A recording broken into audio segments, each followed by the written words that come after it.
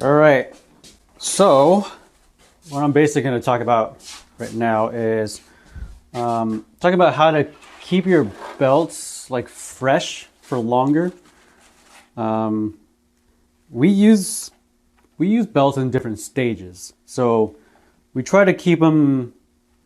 We're not organized, but we try to like keep track of which one is good for what. So there's different stages on a belt that are good for a certain task. Like you don't want to take a brand new fresh belt and then just go to profile a fully hard blade, because you'll just destroy that belt like right away.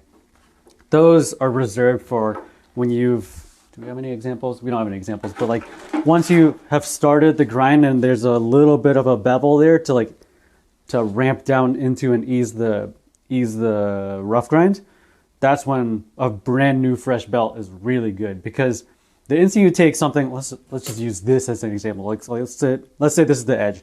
If you take a brand new fresh belt and you just ram a square hard edge into it, you're destroying that abrasive right there. And these belts cost a lot. Like they just do. Good ceramic belts cost a lot. So we try to keep those lasting fresh for as long as possible. And that's the key thing, is you got to start the grind with something else first. And so let's just look at these belts, for example. We got some in various stages. These two are pretty fresh. They feel a little bit rougher. The roughness feel test only tells you so much. Visually, you can see a little bit more too. So like this one looks like it's worn down, but that's just because we've been using it on wood. General rule for like grinding steel to wood is you can go wood to metal, but not metal to wood.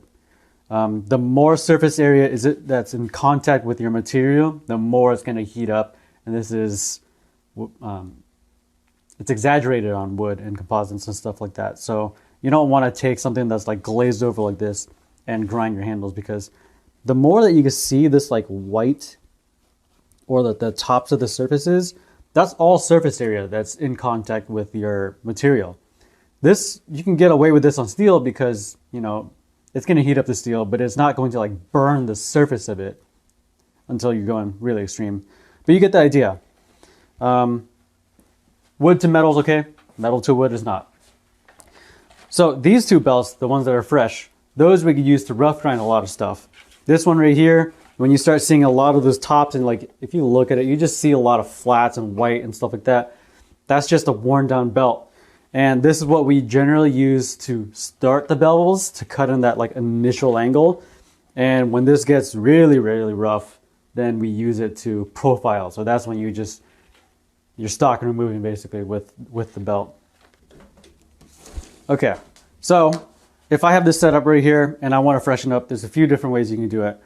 I've seen people take hardened steel, like just a big chunk of steel, work rest, and just ram it in there. And all you're doing is really all those little like flat spots on the tips of the abrasives, you're just refracturing them a little bit. So it's not going to go back to a brand new fresh belt. And there's only so much that you can do to a belt, like depending on the stage. Like if I just take a really worn down profiling belt and I try to do that, that might be the end of the life for that belt, because there's no more abrasive to break down. So really you're just taking, like if I just draw an example, you've got these abrasives right here, all the nice sharp tips. Once the flats come into play like that, that's like a worn down belt. Like you've just knocked off all the peaks and sharp points.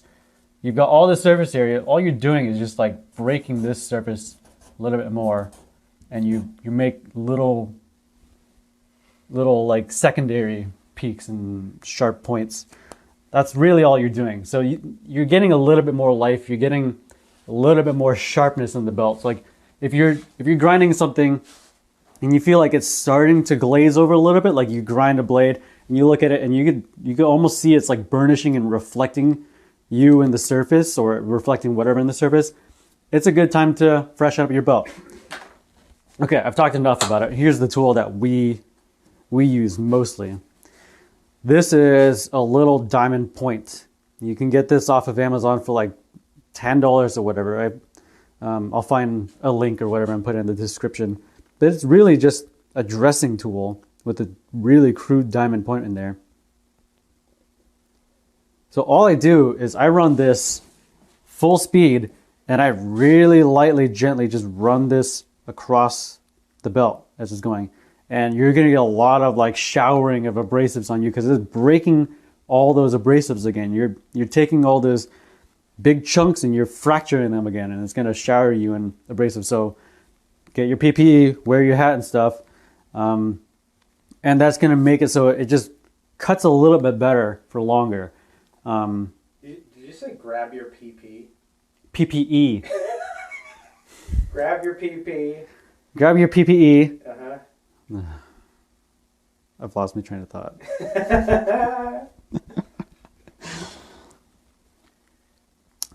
It's going to give you, I don't know a percentage, 30% more life in the belt or something like that. Like, so you take this, you just lightly rake it across like that.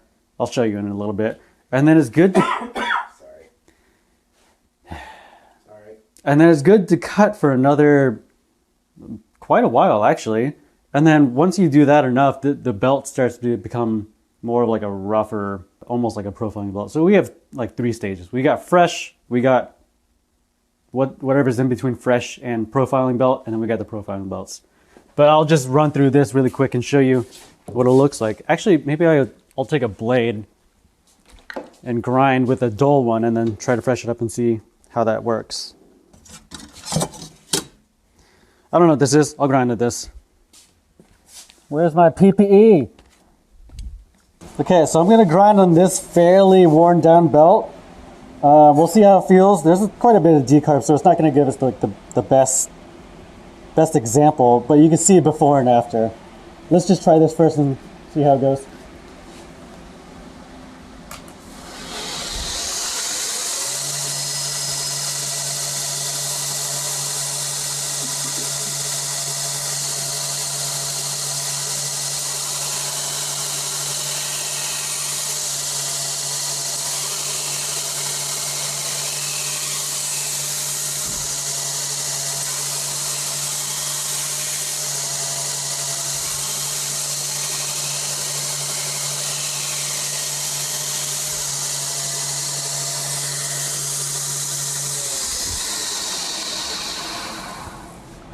It's kind of a shiny surface. Like it's not cutting super well. I mean, it's cutting decently well because it's a good ceramic belt, but it's not like fresh. It's not ripping through stuff.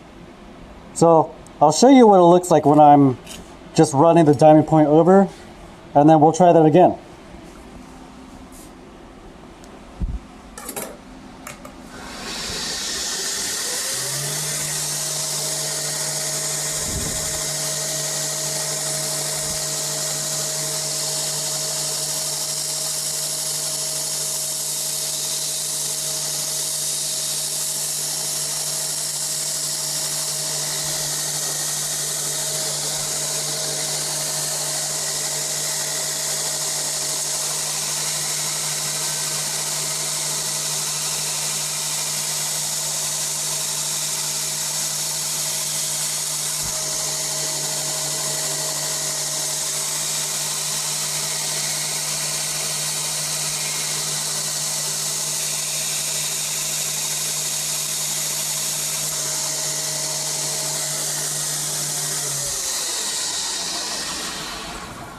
So, to me, I don't think you can see the difference, but I can feel a difference. It like doesn't skate as much. It's actually like grinding into the steel a little bit better.